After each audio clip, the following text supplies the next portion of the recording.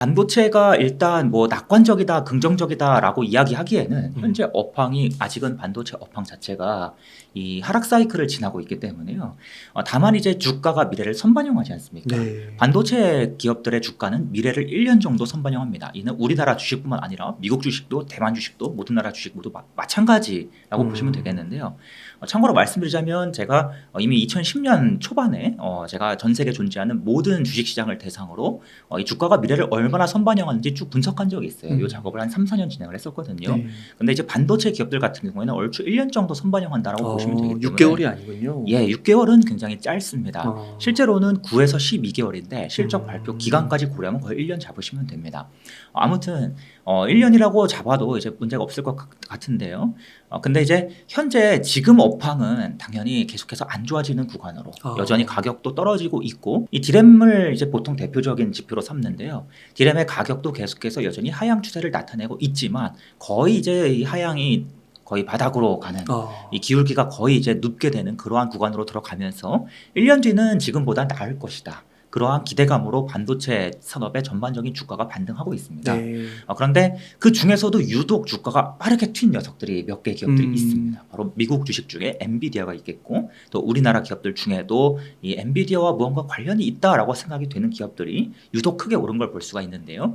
특히 이 이유가 무엇인가 하면 반도체 산업 전반적으로 이제 저점은 지나간다라는 그러한 생각이 전반적인 반등을 이끌어내면서도 유독 인공지능 시장이 인공지능에 사용되는 그러한 반도체가 수요가 더욱더 빠르게 증가할 것이다. 이쪽은 비록 한번 꺾이긴 했지만 굉장히 빠르게 반등할 것이다 라는 그런 기대감이 녹아들면서 네. 더 빠르게 반등하는 모습이다라고 볼 수 있겠습니다. 아, 그렇군요. 예. 그러니까 엔비디아가 예. 인공지능 시대를 맞이하면 예. 최고의 반도체 수혜주라고 말할 수 있는 건가요? 예, 일부 분명히 맞는 이야기고요. 물론 엔비디아만 이 수혜 기업이다라고 이야기하기는 어렵지만 엔비디아가 이제 가장 큰 수혜 기업이 되는 이유가 무엇인가? 혹시 챗 GPT 써보셨습니까? 네. 챗 GPT에서 막 여러 가지 답을 만들어서 저희한테 전해주지 않습니까? 이 챗 GPT가 돌아가는 서버가 어딘가 있을 거 아니겠습니까? 이 서버 안에 수많은 반도체들이 이 챗 GPT의 역할을 해줍니다. 네. 그런데 그 반도체가 누가 쓰이냐? 당연히 CPU, 컴퓨터의 머리죠. 머리도 쓰이고 또 GPU도 컴퓨터의 또 다른 머리죠. 이러한 머리들이 활발히 쓰이는데 그 중에서도 GPU의 사용 빈도가 더 높습니다. 좀 더 쉽게 풀어드리자면 이 서버는 또 수많은 컴퓨터들로 이루어져 있는데 이 컴퓨터 한 개를 딱 뜯어보면요. CPU가 2개가 들어있고 GPU가 12개 들어있습니다. 아, 그래요? 예, 그럼 GPU가 몇 배? 6배. 6배 많이 들어있다고 볼 수 있겠죠. 네. 그래서 인공지능 서버 시장이 성장하면 GPU, CPU 모두 쓰이긴 하지만 GPU가 더 많이 쓰이기 때문에 성장의 폭이 더 크다. 거기에 더해서 CPU 같은 경우는 인텔과 AMD가 지금 치열하게 경쟁을 펼치고 있지만 GPU는 사실상 엔비디아의 거의 독점과 다름없는 무대다.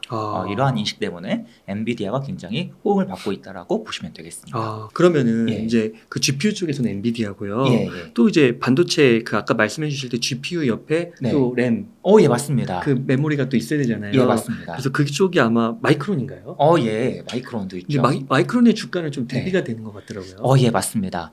이 GPU는 서버용 GPU고 또 인공지능 서버용 GPU지 않습니까? 그러면은 GPU 중에서도 가장 최고 성능의 GPU입니다. 이 GPU가요 정말 비싸요. 1,000만 원이 넘거든요. 혹시 이 GPU를 사다가 집에 있는 컴퓨터에 끼워서 돌리면 아마 모든 게임이 다 아주 고사양으로 남을 건데요. 그런데 이 문제가 무엇인가 하면 이 고성능 GPU를 쓰려면 GPU 옆에 반드시 메모리 반도체가 같이 함께 붙어 있어야 되거든요. 그러면 당연히 이 메모리 반도체도 성능이 굉장히 좋아야 됩니다. 가장 좋아야 됩니다. 그런데 이 메모리 반도체 중에서도 성능이 가장 좋은 메모리 반도체가 요즘 나오고 있는 HBM이죠. 정확히는 이제 D램에서 가장 성능이 좋은 HBM이라고 볼 수가 있겠는데요.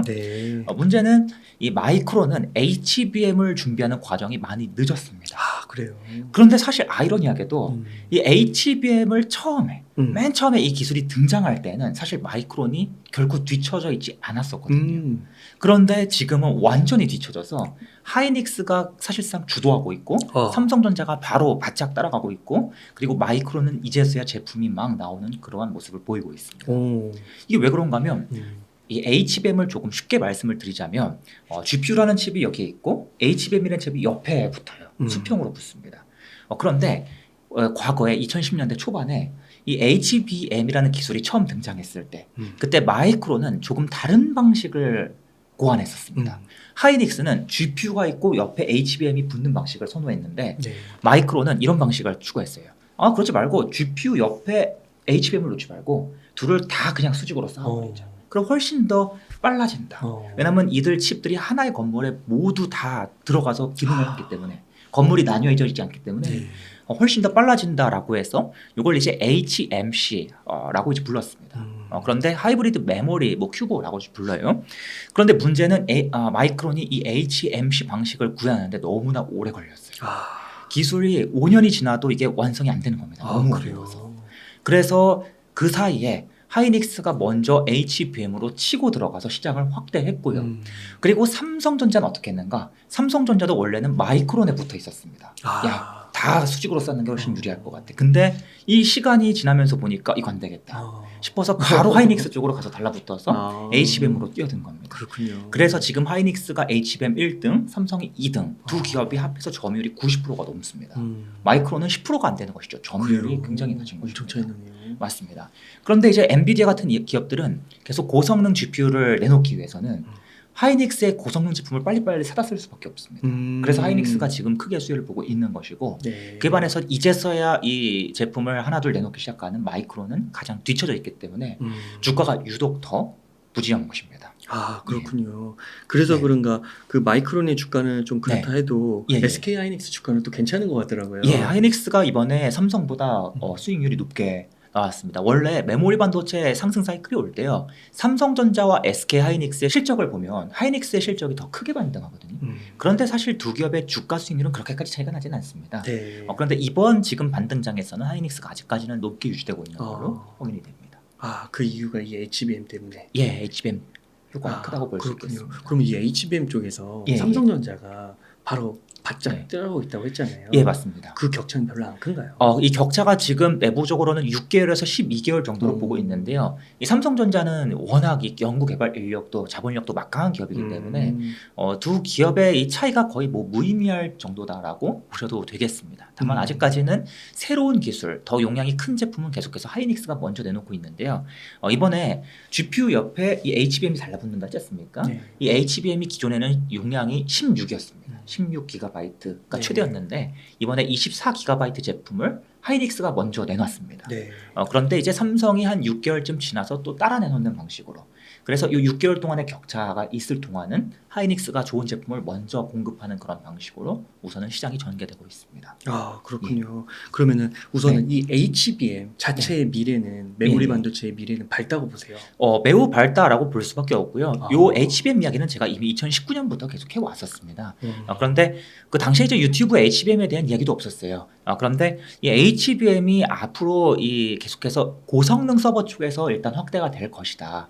그런데 고성능 서버라고 해서 모두 다 HBM을 쓰는 것은 아니고요. 고성능 서버 중에서도 가장 최고 사양의 반도체 한해서 우선 HBM을 도입하지만 이 HBM의 기술이 점점점 이제 하향 평준화되면 계속해서 더 낮은 성능의 칩까지 HBM이 확대가 되면서 한 5년 7년 지나면 우리 집 컴퓨터에도 HBM이 달려서 쓰이는. 그래서 우리가 지금 게임을 예로 들면 정말 최고 성능의 게임은 버벅거리거든요, 컴퓨터가. 그 정도예요. 예, 그 정도로 사양이 높아요. 그렇죠. 게임 요즘에는 게임 성능이 반도체보다 더 앞서가기 때문에. 그래요. 맞습니다. 그런데 그러한 게임도 너무나 손쉽게 돌릴 수 있는 시대가 계속해서 올 것이다. 다만 아직은 HBM이 너무 비싸기 때문에 단가가 4배 정도, 3-4배 정도 되거든요. 그래서 현실적으로 우리 집 컴퓨터에 쓰긴 쉽지 않지만 계속해서 확대되는 방향으로 갈 것이다라고 이야기를 해왔고요. 그런데 이번에 인공지능 이 서버가 생각보다 빠르게 이 HBM 수요를 좀 앞당기면서 지금은 모두 인공지능에 주목하고 있는 상황이다. 특히 이 챗 GPT가 많은 분들께서 근래 새로 나온 기술이라고 알고 아시겠지만 사실은 2-3년 전부터 계속해서 이 기업들이 HBM 같은 반도체를 사다가 계속해서 챗 GPT뿐만 아니라 음성 인식 인공지능, 뭐 그림 인식 인공지능 이러한 것까지 계속해서 확대를 해왔습니다. 오픈 AI라는 기업이요. 네. 그래서 이러한 그림이 계속해서 꾸준히 간다라고 보시면 되겠습니다. 그런데 꼭 HBM 수혜 기업만 찾으실 필요는 없어요. 많은 분들께서 HBM 관련주만 막 찾으신단 말이에요. 네. 그래서 요즘에 반도체 기업들 주식을 가만히 보시면 HBM 주가가 좀 다른 기업들에 비해서는 과도하게 많이 아무리 실적이 많이 좋아지고 성장이 크다라고 하지만 그에 비해서 분명히 더 주가가 많이 반영된 기업들도 확실히 보입니다. 그런데 중요한 점은 HBM이라는 녀석은 사실 엄밀히 말씀드리면 기존 D램과 굉장히 크게 다르지 않아요. 결국에 HBM의 수요가 증가한다는 뜻은 꼭 HBM만 증가한다는 뜻이 아니라 결국 D램 시장 전반의 수요를 앞당기는 효과를 가져오고 메모리 사이클을 앞당기는 효과를 가져오기 때문에 이 D램과 관련이 되어 있는, 즉 메모리 반도체와 관련이 되어 있는 모든 기업들이 다 수혜를 보는 구조를 가지고 있습니다.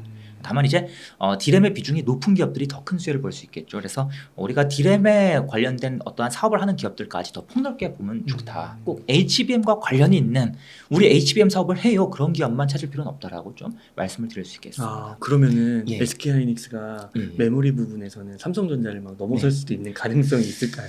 이게 사실은 뭔가 넘어선다라는 표현이 조금 애매할 수 있는 게 사실은 원래 삼성전자, 하이닉스, 마이크론 이 순으로 메모리 반도체 기업들의 순위가 있지 않습니까? 그런데 본래 이 메모리 반도체도 한 종류만 있는 것은 아닙니다. D램도 DDR 있고 GDDR 있고 뭐 LPDDR 있고 나뉘듯이 이 제품이 좀 더 나뉘는데요. 각각 세 기업들이 본래 잘하는 영역이 따로따로 나뉘어 있었습니다. 그런데 이제 하이닉스 같은 경우는 이번에 HBM을 잘했던 것이고 마이크론은 원래 차량용 메모리 반도체에서 가장 앞서 있고 삼성은 모바일 쪽에서 굉장히 잘하고 일장일단이 있는데 중요한 점은 이 HBM이 성장하면 분명히 하이닉스가 먼저 돈을 버는 구조를 가지고 있긴 하지만 결국에는 D램 전반적으로 수요를 앞당기고 공급을 해소하는 효과를 가져오기 때문에 결국에는 3사 모두에게 수혜가 퍼지는 구조를 가지고 있다. 그래서 하이닉스가 먼저 돈을 쓸어담긴 해도 이 나머지 세 기업도 모두 이 효과를 결국엔 누리게 된다는 점을 좀 참고하시면 좋을 것 같습니다. 그런데 이것도 이제 구독자분께서 주신 질문, 요즘에 가장 많이 받는 질문입니다. 파치요? 예. 어떤 이슈가 있냐면 낸드 플래시를 만들 때 기존에는 램 리서치라는 기업의 장비가 굉장히 많이 쓰였습니다. 그런데 근래 들어서 TL이라는 이 경쟁사가 도쿄 일렉트론이라는 경쟁사가 더 나은 장비를 개발해서 들고 나온 겁니다. 그런데 이게 왜 문제가 되냐면 TCK라는 기업 아시나요 혹시? 이 기업은 정말 많은 투자자께서 좋아하시는 기업인데 이 기업은 특히 램 리서치 쪽으로 제품을 공급하거든요. 물론 TL 쪽으로도 어플라이드 머티리얼 쪽으로도 공급하지만 램 리서치가 주력입니다. 그에 반해서 이 도쿄 일렉트론이 잘 나가게 되면 이쪽으로 이제 앞으로 제품을 많이 공급할 기업은 TCK가 아니라 하나 머티리얼스이거든요. 하나 머티리얼스가 앞으로 이제 수혜의 그림이 그려지는가 뭐 이러한 이제 관점으로 좀 많이 질문을 주셨습니다. 그래서 그러한 내용을 좀 풀고자 이야기를 했었고요. 또 한 가지는 이 식각 공정이라고 불리는 좀 어려운 제조 공정이 있는데 반도체 공정은 여러 가지 공정으로 이루어져 있습니다만 그 중에서 식각 공정이 정말 중요하거든요.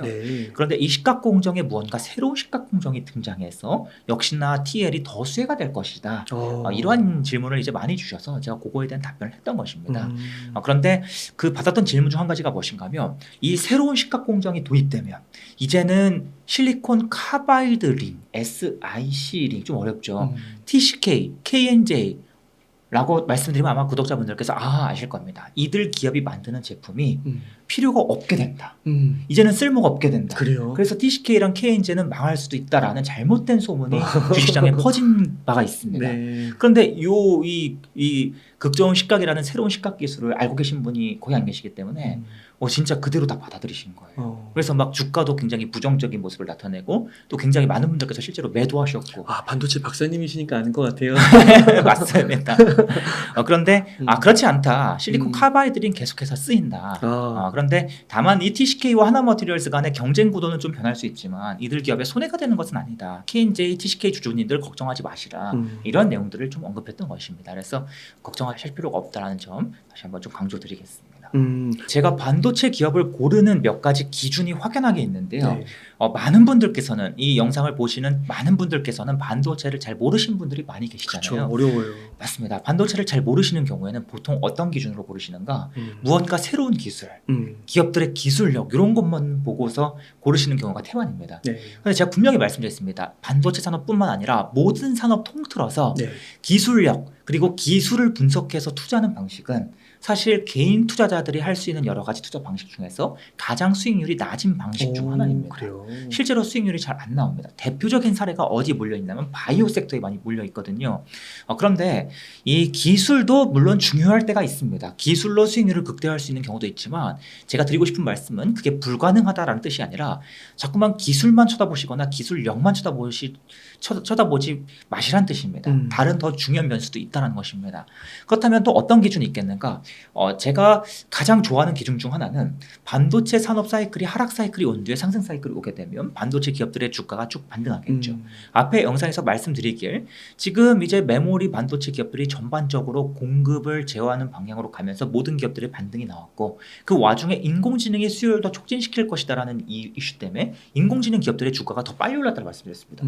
그럼 지금 반도체 기업들 중에 어떤 기업들은 주가가 더 빠르게 올랐고 어떤 기업들은 아직까지 미지근하고 그다음 아예 못 오른 기업도 있다는 것이죠. 저는 바로 못 오른 기업들 또는 미지근한 기업들에 주목하는 전략을 굉장히 좋아합니다. 그리고 이제 두 번째 기준으로는 제품 다변화가 이루어지거나 아니면은 2등 기업이지만 우리가 새로운 공급처를 늘려가는 과정에 있는 기업이요. 1등 기업만 주목할 것이 아니라 2등 기업이 파이를 확대하는 과정, 이 과정도 굉장히 중요할 수 있다. 라고 말씀을 드려보겠습니다. 그리고 이제 세 번째 기준은 증설을 적극적으로 하는 기업을 또 선호합니다. 증설이 좋을 때도 있고 안 좋을 때도 있어요. 투자를 하다 보면. 그런데 보통 하락 사이클에서 상승 사이클로 돌아설 때 기존의 가동률이 꽉 찬 바 있었고 거기에 더해서 증설까지 준비한 기업은 증설 효과가 추가적으로 나오면서 실적이 더 크게 증가하는 케이스가 있습니다. 그래서 이것도 이제 제가 작년부터 투자해왔던 월덱스라는 기업도 여기 해당하는 케이스였는데요. 이처럼 증설 효과가 나타나는 기업도 굉장히 좋아한다라고 말씀을 드려보겠습니다. 대표님께서는 디스플레이 산업은 어떻게 보세요? 예, 제가 이제 디스플레이 산업도 여러 차례 분석을 해왔고 또 굉장히 많은 기업들을 살펴보았는데요. 제 디스플레이 산업 강의도 인기 강의 중 하나입니다. 네. 그런데 이 디스플레이도 어떻습니까? 우리 반도체랑 비슷하게 사이클 산업이죠. 그래서 오르락 내리락이 나타나는데 다만 반도체 같은 경우는 오르락 내리락이 상당히 규칙적인데 반해서 산업의 구조가 굉장히 독특하기 때문에 과거의 특징이 앞으로도 어느 정도 반복되는 특징이 강합니다. 그런데 디스플레이 같은 경우는 사이클이 올 때마다 공급 구도의 변화가 있거나 경쟁력의 변화가 있거나 제품이 바뀌어 있는 특징이 많이 나타나기 때문에 이 사이클이 좀 상대적으로 규칙성이 떨어집니다. 그럼에도 불구하고 이 디스플레이 산업도 어떻습니까? 어쨌든 사이클이기 때문에 안 좋아진 시기에 계속해서 안 좋아져서 지금 하락 사이클 이야기가 계속해서 나와서 불황이다라는 얘기가 계속해서 나와서 기업들이 상당히 고역을 치르고 있을 때 우리가 관심을 갖는 게 맞다라고 생각하고요. 그 시기가 분명히 올해 초반부터 계속해서 지금 이어지고 있는 상황입니다. 그래서 이 디스플레이 산업이 내일 당장 급등하고 당장 수요가 폭발하고 하는 것은 아니겠지만 이쪽 산업도 어쨌든 최저점을 계속해서 지나고 있다. 그러한 상황이 펼쳐지고 있다라고 볼 수 있기 때문에 우리가 당연히 공부를 해야 되는 섹터라고 생각합니다. 그 삼성과 진짜 LG가 디스플레이 산업에 65조 원을 투자하겠다고 했고 맞습니다. 애플도 그 디바이스에 들어가는 디스플레이 생산을 내조하겠다. 이렇게 했는데 둘 다 이제 경쟁이 붙은 거잖아요. 삼성과 이 LG의 경쟁력이 애플과 중국을 비교했을 때 괜찮을지 궁금합니다. 먼저 애플에 대해서 말씀을 드리자면 애플이 디스플레이를 내조하겠다는 기사가 올해부터 나온 것 같지만 사실은 2010년대부터 꾸준히 나왔었습니다. 그래요? 네, 맞습니다. 그리고 2015년에는 관련 기업 인수도 활발하면서 그때도 제가 질문을 몇 차례 받았습니다. 그만큼 이게 핸드폰이나 이런 거 중요한 건가요? 사실 엄밀히 말씀드리면 애플이 만들고 싶어하는 디스플레이는 지금 우리가 쓰고 있는 OLED 디스플레이가 아니라 그 다음 미래 디스플레이인 마이크로 LED라는 새로운 디스플레이입니다. 그런데 이 마이크로 LED는 계속해서 삼성도 LG도 애플도 양산을 하고 싶어 하지만 앞으로 5년 이내에는 이 대면적 양산은 아예 불가능합니다. 오직 소면적 면적이 작은 디스플레이만 양산이 가능하기 때문에 애플도 애플 워치에 일단 먼저 도입하는 방식을 고민하고 있는 것이고요. 그리고 스마트폰 같은 면적도 확대를 하고 싶어 하지만 스마트폰은 더 문제가 있는 게 더욱더 이 화소가 더 고화소 더 픽셀이 정밀해야 합니다. 그래서 더 어렵기 때문에 아직은 몇 년은 걸린다. 5년 이상 걸린다라고 이야기가 되고 있습니다. 그런데 이 마이크로 LED 같은 경우에는 역시나 애플이 내재화를 해도 생산은 직접 하지 않을 겁니다. 지금도 애플이 아이폰의 생산은 모두 폭스콘에 맡기고 있지 않습니까? 애플이 원하는 것은 이 디스플레이 기술과 특허를 주도하는 것이지 이 제조는 역시나 한국 디스플레이 또는 중국 디스플레이 업체들에게 맡길 것이라는 것입니다. 여기에 대해서 삼성도 LG도 자체 기술을 개발하고 있는데요. 한 가지 말씀을 드리자면 사실 지금 아이폰에 도입되고 있는 올레드 패널도 일부 애플이 주도해서 개발된 기술이 들어가고 있습니다. 조금 어려운 표현으로 LTPO라는 기술인데요. 이 기술은 원래 애플 기술이에요. 근데 애플이 이 디스플레이 기술을 개발했다 그래서 애플이 직접 만들고 있지 않지 않습니까? 이 LTPO를 삼성과 LG한테 넘겨서 양산을 하게끔 해왔습니다. 이런 방식으로 갈 것이기 때문에 애플과는 경쟁 구도가 이루어진다라고 보기에는 좀 많이 어렵습니다. 다만 이제 중국이 문제가 되겠죠. 중국은 확실하게 많이 따라오고 있고요. 과거에는 한 3년 전만 해도 올레드 패널 시장에서 기술 격차가 5년 이상 차이가 나기 때문에 아직은 추스릴 수 있다, 마음을 추스려도 된다라고 이야기했지만 근래에는 2년까지 많이 줄어들었습니다. 그래서 이 격차가 계속해서 줄고 있고 이 격차가 줄어드는 만큼 점유율도 격차가 줄고 있습니다. 올레드는 원래 삼성의 이 점유율이 99.9%였거든요. 2010년대 중반까지만 해도. 근데 근래에는 이제 중국과의 격차가 10% 수준으로 굉장히 줄어들면서 굉장히 지금 이제 아슬아슬한 상황이 펼쳐지고 있습니다만 그럼에도 불구하고 이 올레드의 세부 기술을 계속해서 삼성과 LG가 주도하면서 아직은 2년이란 격차를 유지하고 있기 때문에 그리고 중국의 패널은 아직까지는 애플 물량을 제외하면 중국 자국 수요를 우선적으로 충당하는 방향으로 가고 있기 때문에 향후 이번에 이제 조만간 다가올 디스플레이 사이클 때에는 일단은 걱정하지 않아도 괜찮지 않을까 하지만 그 다음 사이클은 이 중국과의 경쟁이 더 치열해져 있을 것이기 때문에 어떤 그림이 그려질까 이러한 생각이 좀 많이 드는 상황이라고 볼 수가 있겠습니다.